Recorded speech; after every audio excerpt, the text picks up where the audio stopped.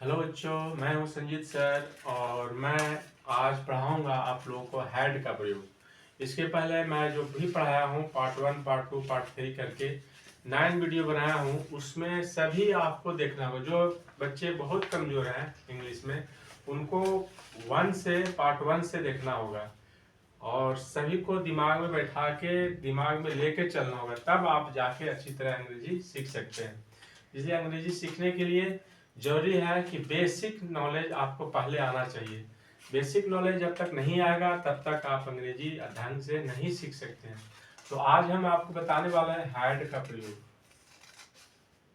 Had had means होता है के पास था या रखता था। के पास था या रखता था, है ना। हैड का प्रयोग सभी सब्जेक्ट के साथ होता है। Had is used all subject. Had का प्रयोग जो होता है विथ ऑल सब्जेक्ट, सभी सब्जेक्ट के साथ जो है हैड का प्रयोग होता है। चाहे सिंगुलर हो या प्लूरल हो, जितने सब्जेक्ट हैं सबके साथ हैड का प्रयोग करेंगे। इसका स्ट्रक्चर होगा, पहला affirmative sentence. Structure subject plus had plus noun oblique adjective plus object, है ना। इसमें पहले सब्जेक्ट होगा, सब्जेक्ट मीन्स करता, हैड वर्ब हो गया, नॉन या एडजेक्टिव प्लस ऑब्जेक्ट। जैसे उसके पास एक किताब थी, तो उसके क्या होगा, ही हैड आ बुक। यहाँ पर सब्जेक्ट में उसके का ही लिखा जाता है ना। जब उसके भाई रहेगा तब इसके साथ अगर नॉन रहेगा तब हीज लिखेंगे, लेकिन जब सब्जेक्ट में उसके सिर्फ आएगा तो ही लिखेंगे। ही हैड अ बुक, उसके पास एक किताब थी। उसके पास एक किताब थी, इसका अर्थ होगा उसके पास एक किताब थी। अब इसके अनुसार बहुत सारा वाक्य, 4 वाक्य बनाइए। अधिक 6 वाक्य बन सकता है, लेकिन अभी 4 ही बनवा रहे हैं। उसके पास एक किताब थी, ही हैड अ बुक। उसके पास एक किताब नहीं थी, he had not a book, negative में। और भी सेंटेंस देखते हैं। आपके पास 2 घड़ी थे, आपके क्या होगा, यू के साथ थी का हैड, यू हैड 2 घड़ी का वॉच, यहाँ पर हो जाएगा वॉचेज, ईएस लग जाएगा, प्लूरल हो जाएगा। 2 यहाँ प्लूरल शब्द है, इसलिए यहाँ वॉच में वॉचेज हो, क्योंकि नॉन है।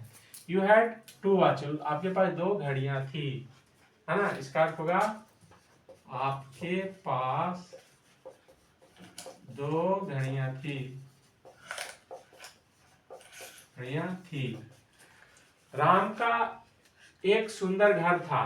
राम का एक सुंदर घर था, तो क्या होगा, राम हैड, पास था मतलब हैड, एक सुंदर घर, a beautiful house, beautiful house. Ram के पास एक सुंदर घर थी, या राम का एक सुंदर घर था। राम का एक सुंदर घर था। राम के पास एक सुंदर घर था या राम का एक सुंदर घर था। यहाँ पर राम का एक सुंदर घर था मतलब राम के पास एक सुंदर घर था। यहाँ पर छुपा हुआ है, के पास छुपा हुआ है। राम का एक सुंदर घर था मतलब राम के पास एक सुंदर घर था। बहुत से बच्चे क्या करते हैं कि वाक्य में यहाँ पर था होगा, राम हैड थी, किताब थी, क्योंकि बहुत से बच्चे क्या करते हैं, था थे थी देख करके वाज वर का प्रयोग कर देते हैं, है ना। यहाँ पर छुपा हुआ नहीं देख पाते कि हैड पास है, छुपा हुआ पास था। तो था में ऐसा नहीं है कि सभी वाक्य में वाज वर ही लगेगा। तो ये हुआ हैड,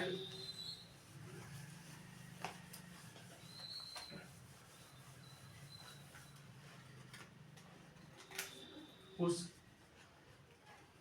तुम्हारे नहीं, राम हो गया।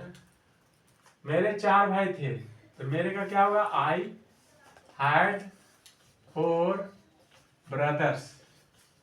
आई हैड 4 ब्रदर्स, इसका अर्थ होगा मेरे 4 भाई थे, मेरे 4 भाई थे।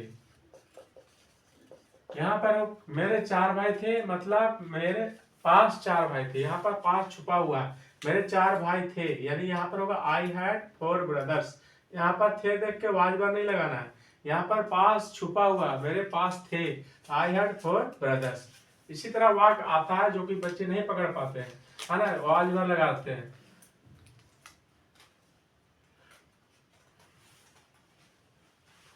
अब इसमें नेगेटिव देखते हैं, इसी को 4 तरह से बनाएंगे।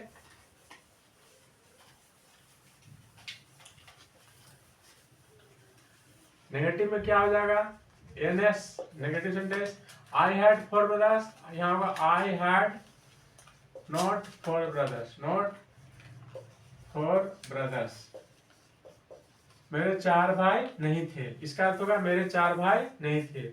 इंट्रोगेटिव क्या हो जाएगा, क्वेश्चन सेंटेंस, जिसको कहते हैं प्रश्नवाचक वाक्य। क्या मेरे 4 भाई थे, तो क्या के लिए हैड को पहले लिख देना, had I 4 brothers, had I 4 brothers, क्या मेरे 4 भाई थे।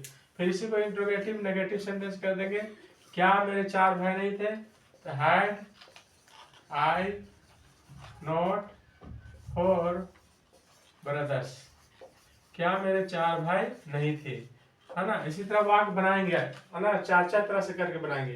पहला हुआ आई हैड 4 ब्रदर्स, मेरे 4 भाई थे। Negative sentence, I had not 4 brothers, मेरे 4 भाई नहीं थे।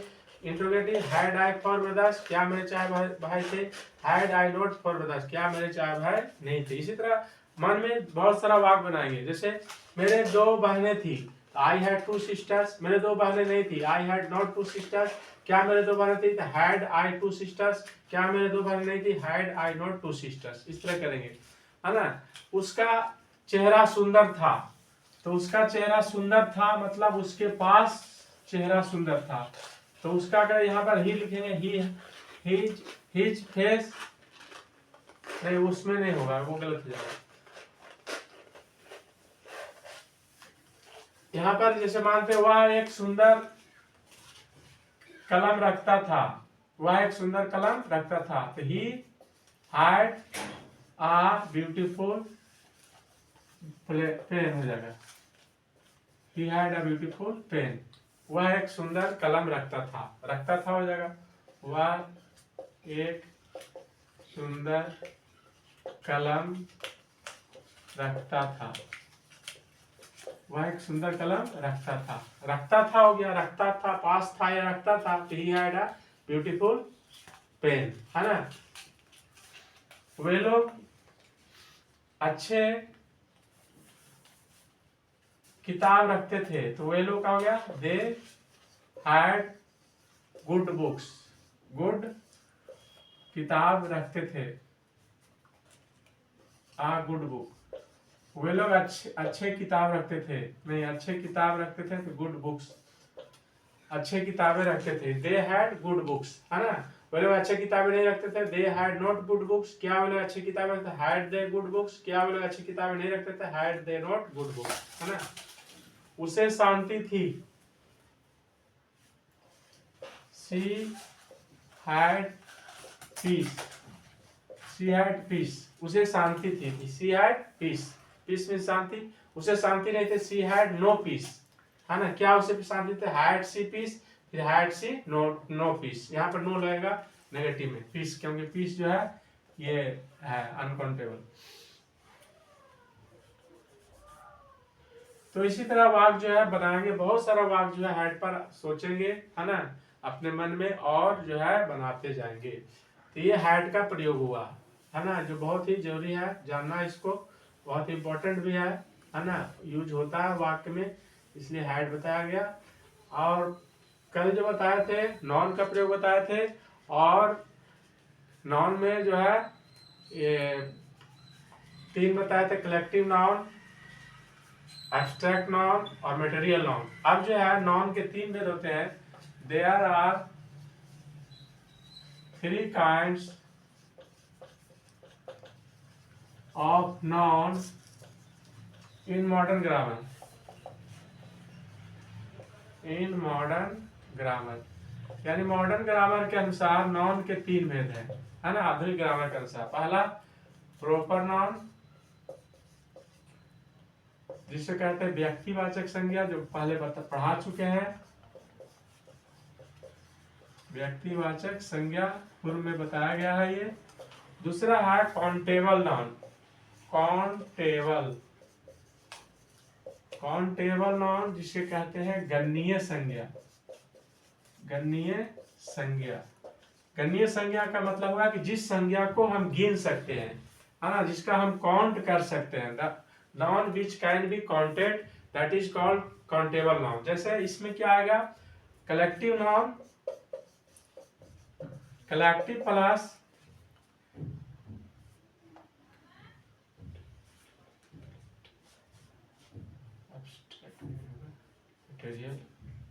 कॉमन नाउन, कॉमन नाउन बराबर काउंटेबल नाउन, यानी जिस संज्ञा को गिन सकते हैं। जैसे कौ हो गया,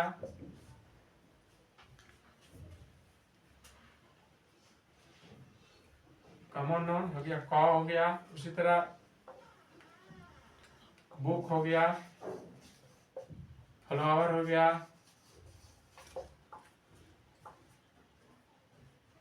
फेयर हो गया, पब्लिक हो गया, पुलिस हो गया। ये सभी जो है दीज आर काउंटेबल नाउन्स, है ना, इसको कहेंगे गणनीय संज्ञा। थर्ड है अनकाउंटेबल नाउन। अनकाउंटेबल नाउन जिसे कहते हैं दैट इज कॉल्ड, ये अनकाउंटेबल नाउन जिसको कहते हैं गणनीय संज्ञा। गणनीय संज्ञा, गणनीय संज्ञा जो है नाम से ही पता चलता है कि जिसको नहीं, अगणनीय संज्ञा, अनकाउंटेबल नाउन, अगणनीय संज्ञा, इसको नाम से ही पता चलता है अनकाउंटेबल नाउन, यानी अगणनीय संज्ञा, काउंटेबल नाउन, गणनीय संज्ञा। यानी गणनीय मतलब जिसको गिना जा सके वो काउंटेबल नाउन, अनकाउंटेबल हुआ अगणनीय संज्ञा जिसको गिना नहीं जा सके। इसमें कौन कौन सा आ जाएगा, material noun, material plus abstract, इसको मिला के हो जाता है अनकाउंटेबल नाउन। इसमें क्या क्या हो जाएगा,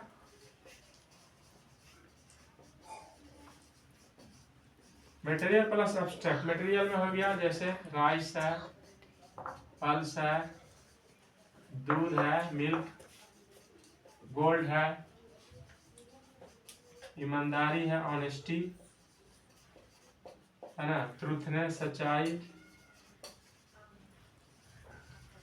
ये सभी जो है these are called uncountable noun. Uncountable मतलब अगणनीय संज्ञा, जिसको गिना नहीं जा सके उसे कहेंगे अनकाउंटेबल, और जिसको गिना जा सके उसे कहेंगे काउंटेबल नाउन। तो ये जानना जरूरी है, काउंटेबल किसको कहते हैं, गणनीय संज्ञा किसे कहते हैं, अनकाउंटेबल किसे कहते हैं, अगणनीय किसे संज्ञा किसे किसे कहते हैं। क्योंकि इन सब का यूज है, आगे जो है वाक्यों में इसका यूज है, क्योंकि बताया जाएगा कि काउंटेबल नाउन में ए का प्रयोग होता है कि नहीं होता है, द का प्रयोग होता है कि नहीं होता है, किस में होता है, काउंटेबल में होता है कि अनकाउंटेबल में होता है। ये सब चीज जो है बताया जाएगा आगे वाक्यों में, ठीक है। इसके बाद आगे बताएंगे ये शैल विल बी का प्रयोग बताएंगे।